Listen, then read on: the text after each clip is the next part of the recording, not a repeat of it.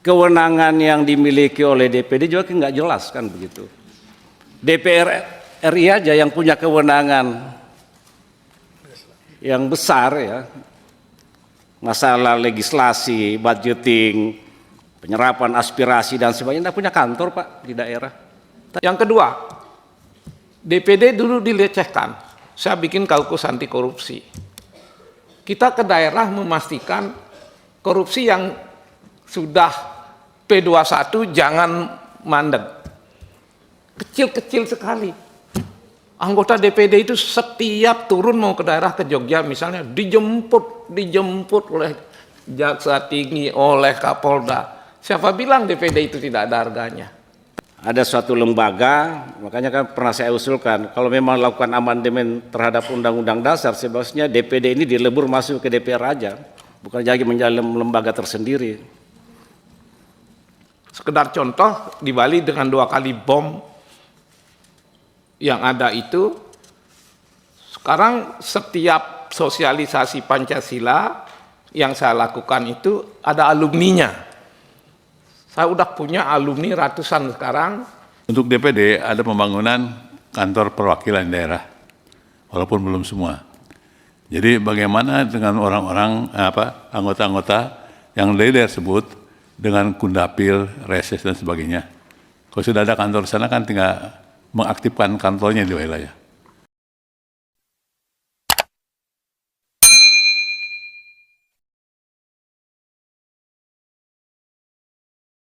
Terima kasih, Saudara Sekjen, anggota Komisi 3 DPR yang kami hormati, dan mitra. Ini saya dapat informasi dari Sekretariat kalau quorum sudah tercapai. Kita kedok dulu. Kita telah mendengar pemaparan dan penjelasan dari mitra kerja. Perlu kami sampaikan bahwa saat ini kita melaksanakan rapat fungsi anggaran. Untuk itu diharapkan pertanyaan anggota komisi berkaitan dengan RKAKL dan RKP tahun 2025 serta hasil pemeriksaan BPK tahun 2022. Kami persilahkan penanya pertama, sisi kiri. Kita mulai dari Pak Nurbin, berikutnya siap-siap Pak Suding. Terima kasih Pimpinan dan rekan-rekan anggota Komisi 3 yang saya hormati, Bapak Ibu mitra kerja dari MPR dan DPD yang saya hormati. Assalamualaikum warahmatullahi wabarakatuh. Terima kasih atas paparan yang diberikan oleh Ibu Fauzia dan Pak Rahmat yang mewakili MPR dan DPD dalam kaitan dengan masalah anggaran. Sebetulnya saya ingin juga meminta sedikit aja gambaran serapan anggaran di tahun 2023 dan 2024 sampai akhir Mei ini. Karena saya lihat kok DPR aja, MPR minta anggarannya tambahan sampai kira-kira 25%. Dari 924 miliar minta tambahan 251. Saya ingin tahu serapannya yang tahun lalu seperti apa. Karena kalau yang ada tidak terserap, kenapa minta tambah banyak gitu. Demikian juga DPD ya, jadi seperti itu. Kemudian juga minta perhatian dalam kaitan dengan masih ditemukannya temuan-temuan dari BPK yang masih saja ada yang belum ditindaklanjuti. Misalnya untuk MPR 2023 ada temuan yang tidak temukan belum sesuai dengan rekomendasi dari BPK. Gitu. Ada lagi yang anggaran belanja mengenai pemilihan alat-alat, belanja jasa konstruksi dan sebagainya yang belum tertib. Kemudian juga di tahun 2021 juga masih ada temuan dari BPK yang sampai sekarang belum terselesaikan. Misalnya kekurangan volume pekerjaan, ataupun adanya aset tanah dan hal yang harus. Jadi saya harapkan di MPR selain kita juga akan ikut memperjuangkan kekurangan anggaran itu, Tapi pertanganan penjagaan dan pelaksanaan anggaran yang sebelumnya, saya harap bisa sesuai dengan ketentuan.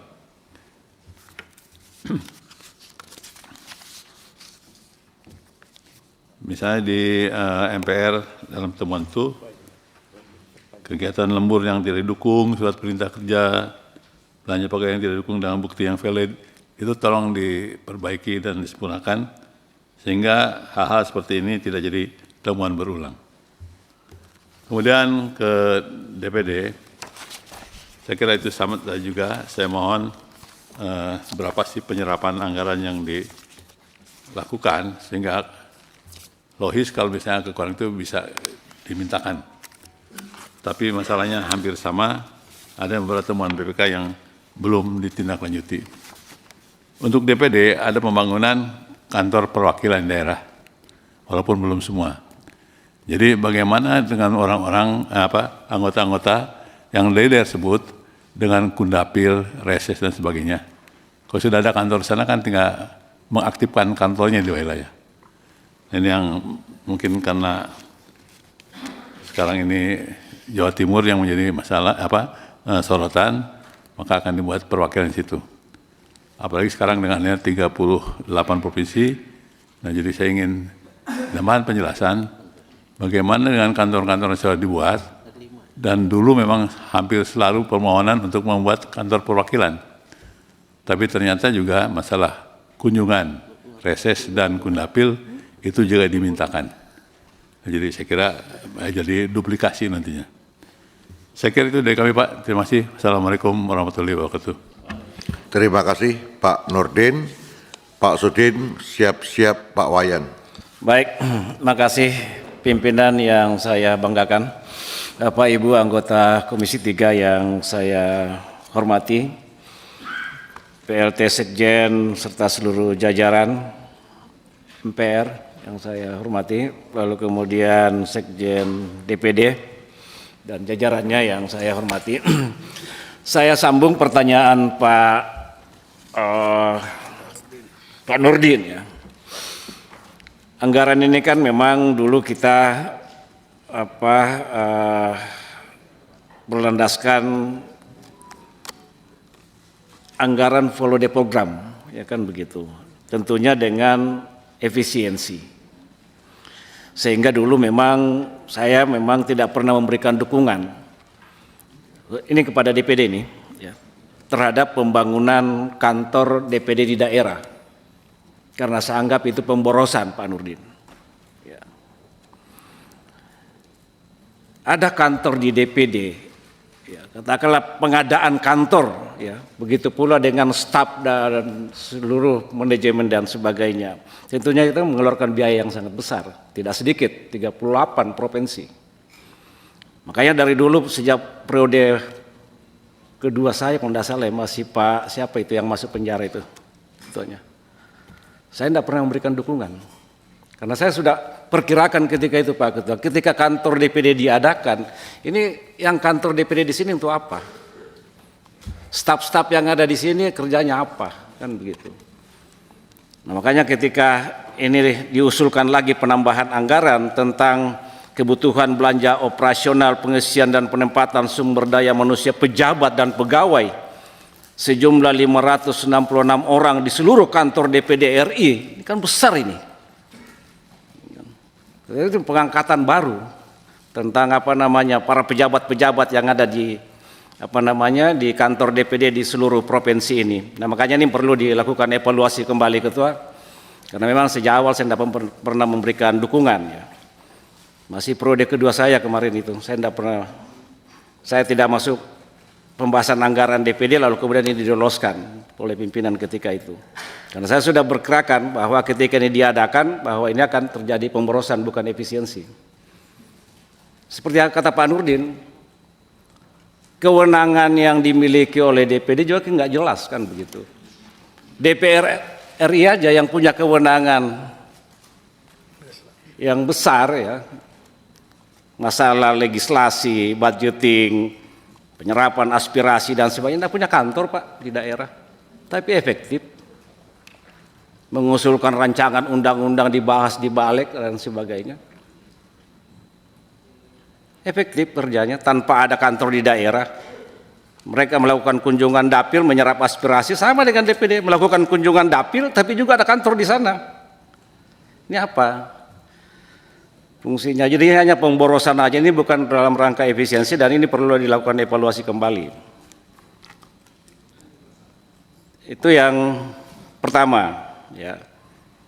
Yang kedua, masih menyangkut DPD.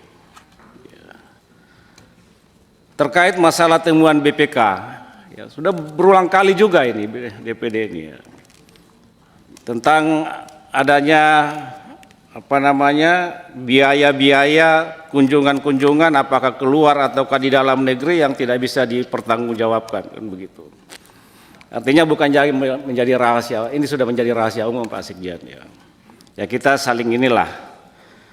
Artinya ketika kawan-kawan di DPD juga melakukan kegiatan-kegiatan, ya saya dapat mungkin juga memberikan manfaat, ya, bukan untuk kepentingan bangsa dan kepentingan negara gitu. Ada suatu lembaga, makanya kan pernah saya usulkan kalau memang melakukan amandemen terhadap Undang-Undang Dasar, sebaiknya DPD ini dilebur masuk ke DPR aja, bukan lagi menjadi lembaga tersendiri.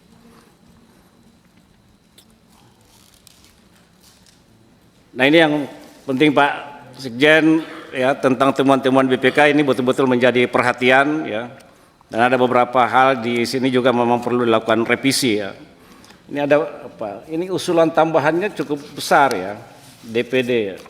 Pagu indikatif 1,7, usulan tambahan 434 miliar.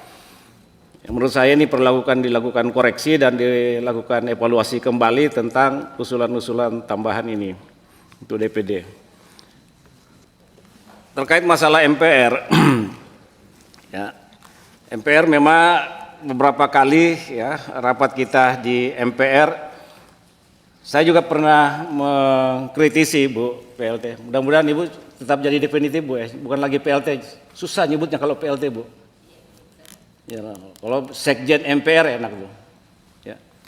Kalau bisa diusulkan Pak Ketua Komisi 3 supaya jangan lagi PLT. Terkait menyangkut masalah pengkajian kemajelisan ini, ya, kan juga cukup besar anggarannya ini.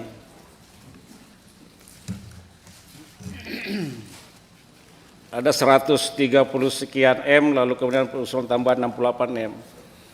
Yang setiap habis masa periode kita di MPR juga tidak jelas ini apa nih hasil kajian-kajian apa yang disampaikan oleh badan pengkajian ini.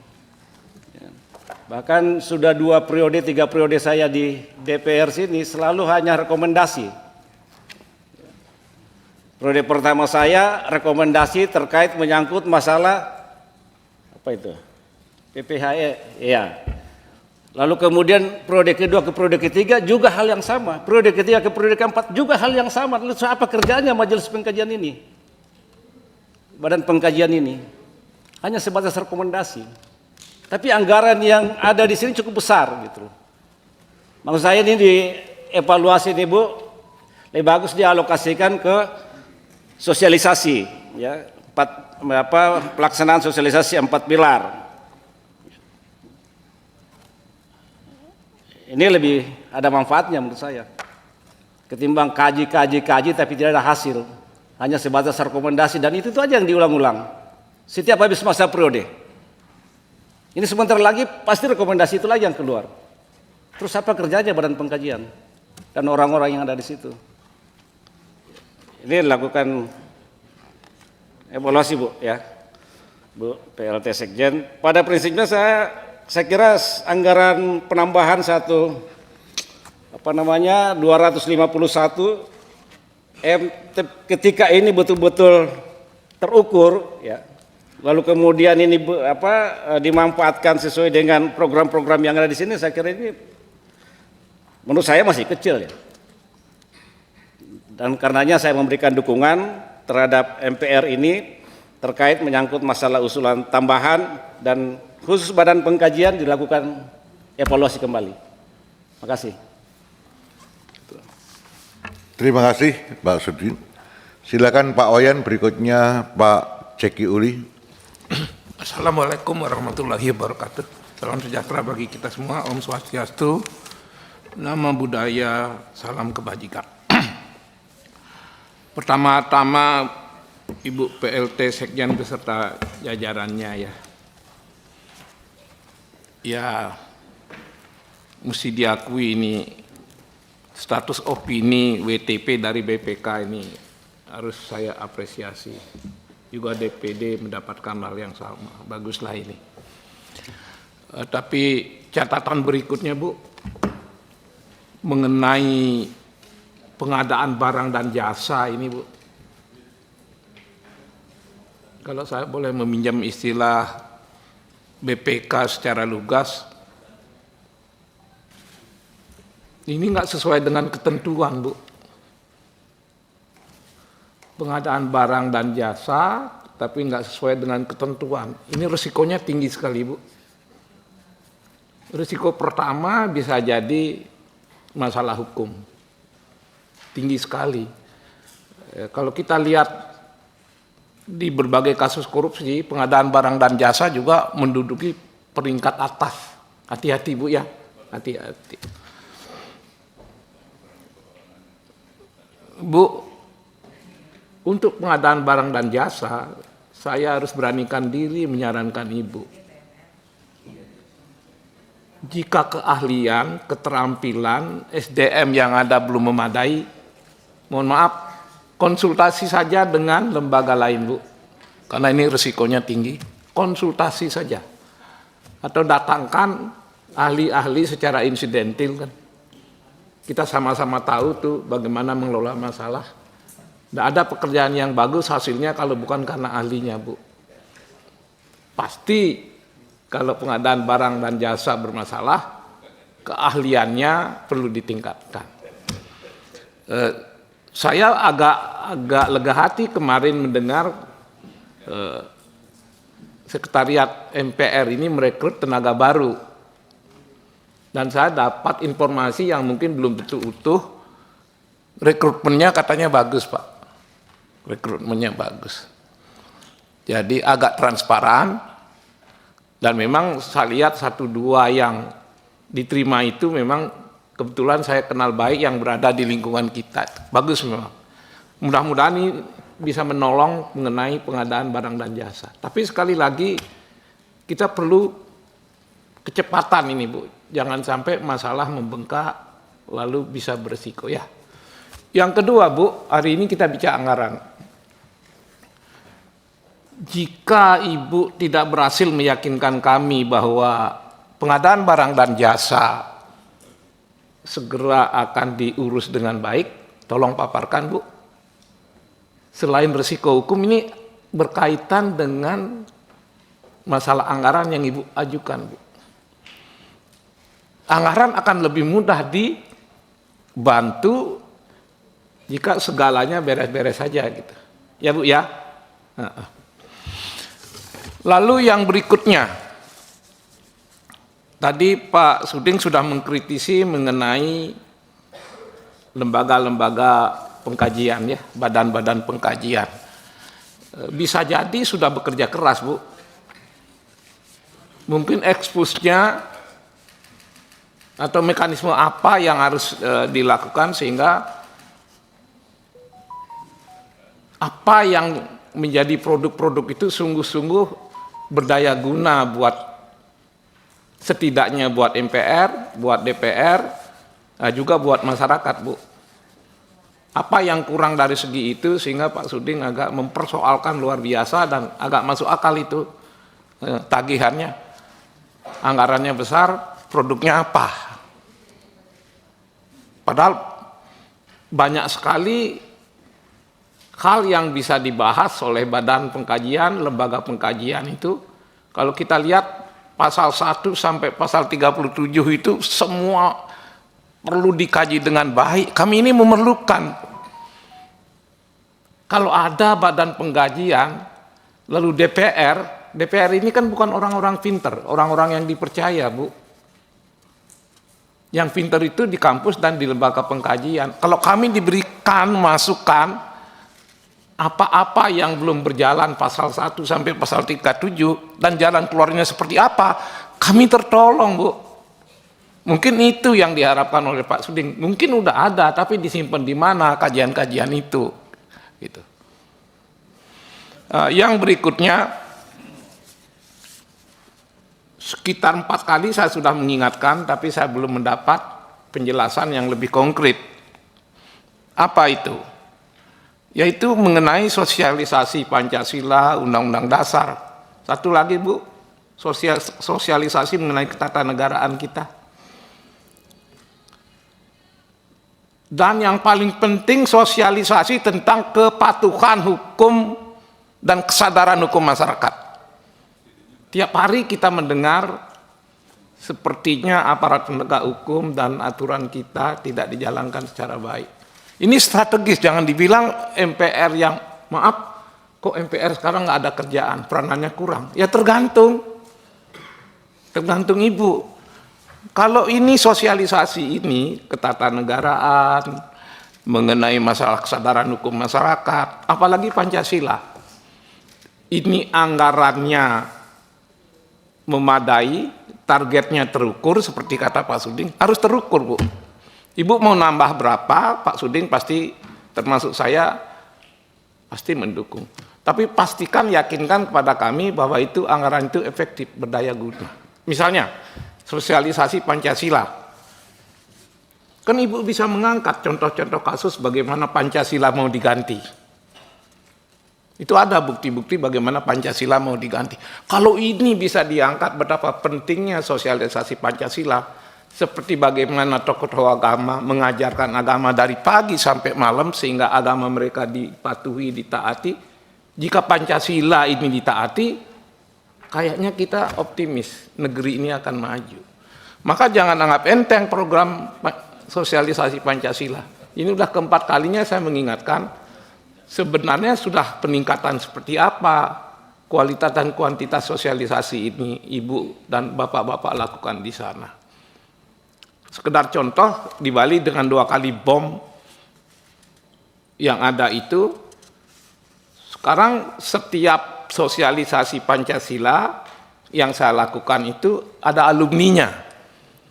Saya udah punya alumni ratusan sekarang yang mereka intent meneruskan diskusi lanjutan di luar kami gitu, karena mahasiswa, anak-anak SLTA, guru-guru saya ikutkan, itu ada alumninya. Tapi saya belum dapat penjelasan mekanisme apa yang Ibu tingkatkan ini supaya ini lebih intensif. Dan satu lagi yang belum saya dengar, pernah saya tanyakan, kalau teman-teman di Papua diminta sosialisasi Pancasila dengan anggaran yang sangat terbatas, saya tidak menyalahkan teman-teman dari Papua, Bu. Agak berat. Tapi kalau begitu berarti ada anggaran sisa. Sampai hari ini itu nggak dijawab. Anggaran sisa itu nggak bisa diambil oleh anggota yang dengan usulan baru supaya anggaran tahun itu bisa selesai. Jangan terlalu kaku, yang penting itu berguna. Coba cek, bisa nggak Ibu jelaskan sekarang? Berapa persen anggaran yang harusnya digunakan sosialisasi, karena satu dan lain hal, antara lain ke Papua itu pasti sedikit peminatnya. Berapa sih yang tersisa? Kalau tersisa, gimana mekanisme menyalurkan anggaran itu untuk daerah-daerah yang memang sangat menyukai program ini gitu. Kira-kira saya ingin mendapat penjelasan lebih lanjut tentang masalah ini. Karena sekali lagi Pancasila itu sebagian besar secara formal udah nerima, tapi sesungguhnya masih ada sebagian orang yang ingin mengganti Pancasila. Maka kalau tanda petik dianggap sosialisasi ini sebagai program jualan, laku keras di daerah-daerah tertentu. Di daerah-daerah tertentu yang merasa ada ancaman terhadap Pancasila, program ini menjadi laku. Contohnya Bali itu laku sekali, Bu. Kalau saya ditambah 2 kali lipat misalnya, dengan pertanggungjawaban yang bagus, nggak ada masalah. selanjutnya pimpinan saya ke DPD sekarang. Ini saya dulu 2 periode di DPD. Pak Suding juga udah sering memberi masukan pada DPD, dan Pak Suding meragukan ini efektivitas kantor daerah.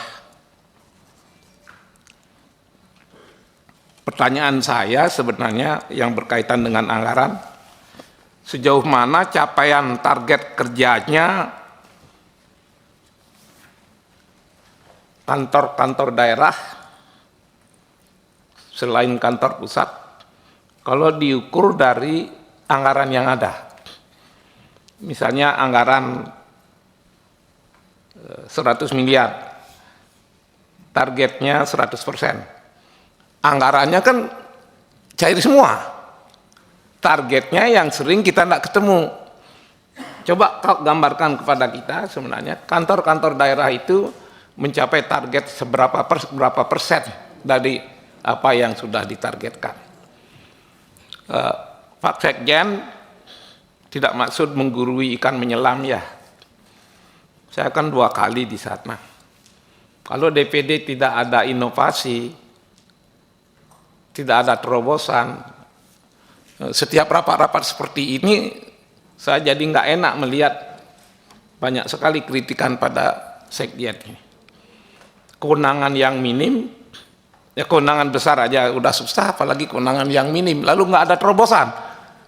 Orang akan mengatakan ini sia-sia anggaran itu, kan gitu. Adakan terobosan. Sekedar contoh, sudah lama sekali puluhan tahun tidak pernah ada yang namanya pansus agraria. Tapi ketika saya di sana memberanikan diri membentuk pansus, itu laku luar biasa. Dan beberapa putusan pertanahan yang sudah mempunyai kekuatan hukum pasti tidak jalan, itu jalan. Sampai hari ini tersisa cuma 1 dari sekian puluh. Ambil yang enteng-enteng aja, Pak. Yang sudah mempunyai kekuatan hukum pasti, tapi nggak jalan. DPD sebagai lembaga politik itu bisa mendorong, Pak. Dan berapa tanah-tanah rakyat yang dulu dikuasai oleh BUMN perkebunan itu, karena ada pansus agraria itu tertolong, Pak. Jadi ada anggota yang sangat aktif waktu itu sampai terpilih berkali-kali karena menolong masyarakat mengembalikan tanahnya yang diambil oleh perkebunan, oleh BUMN. Jadi jangan mengeluh karena kewenangan yang minim, lalu itu dijadikan alasan. Lakukan terobosan. Yang kedua, DPD dulu dilecehkan. Saya bikin kaukus anti korupsi. Kita ke daerah memastikan korupsi yang sudah P21 jangan mandek. Kecil-kecil sekali. Anggota DPD itu setiap turun mau ke daerah, ke Jogja misalnya, dijemput oleh jaksa tinggi, oleh Kapolda. Siapa bilang DPD itu tidak ada harganya? Tergantung kita, Pak. Artinya adakan terobosan. Misalnya di daerah Bali saja mudah sekali anggota DPD kalau mau bekerja dengan staf. Misalnya itu masalah-masalah perilaku turis yang mengganggu nilai-nilai lokal, baik adat ataupun agama, itu strategis sekali kalau Bapak ambil, Pak. Strategis banget. Karena sekarang masyarakat Bali misalnya sedang gelisah, semua bidang pekerjaan sudah diambil bule. Kalau DPD ini setia pada daerah di mana rakyat sedang gelisah, macam-macam hal sudah diambil, pasti DPD itu ada manfaat. Nah, untuk itu sekali lagi, sejauh mana capaian target kerja kantor-kantor daerah ini kalau diukur dari anggaran yang besar yang sudah disampaikan. Yang terakhir mungkin mengenai belanja pegawai, Pak. Masih terkait pusat dan daerah. Belanja pegawai. Saya hanya tanya saja di sini, apa tolok ukur kinerja dan dukungan anggarannya? Kinerjanya, dukungan anggarannya, kalau belanja pegawai seperti itu, bisa nggak Bapak jelaskan agar DPD yang kali ini mengajukan anggaran tambahan sekitar 400 miliar ya, dia menjadi rasional gitu. Jadi kita bisa dukung kalau ada program yang meyakinkan berbanding lurus dengan peningkatan anggaran. Kira-kira itu aja yang bisa saya sampaikan. Selamat berjuang. Ini masukan-masukan ini jangan membuat Anda malu, membuat Anda tidak suka. Masukan ini seperti cemeti membuat Anda lebih terampil, lebih serius membuat program berbanding lurus antara target dan anggaran yang dinaikkan. Terima kasih pimpinan.